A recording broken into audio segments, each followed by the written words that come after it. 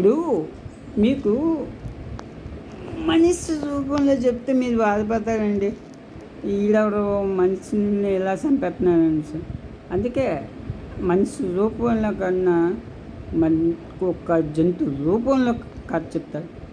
ఆ జంతువులు మనుషులు అనుకుని మీరు ఒక్క 5 నిమిషాలు అలా ఆలోచించి మీరు మనుషులుగా ఆలోచించండి. మనుషులు ఏ విధంగా ఆలోచిస్తున్నారు, మూగజీవులు అలా ఆలోచిస్తే మనుషులు ఎలా ఆలోచిస్తారో ఒక్కసారి ఈ కథ వినండి.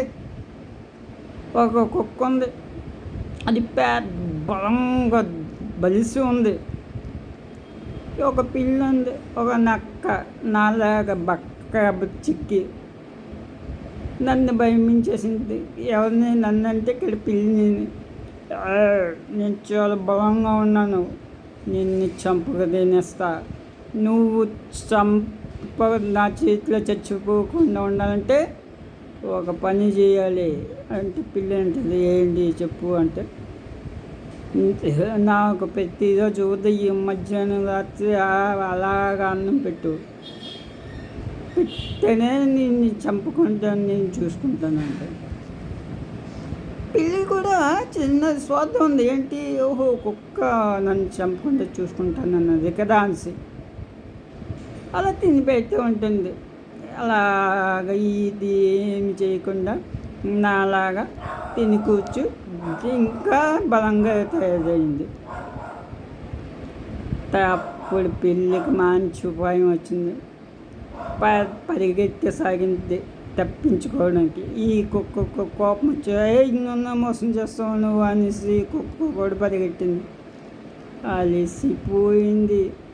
ఎందుకు అలసిపోయింది? తిని ఎటువంటి అవయవాలకి ఏ పని చెప్పకుండా ఉంటే మరి ఏడవుద్ది. దీనికి అవయవాలు పనిచేయక అలసిపోయింది. ఇది ఒక నూతి దగ్గరికి వెళ్ళింది. ఈ కుక్క నెమ్మదిగా అది నూతి దగ్గరికి వెళ్ళింది.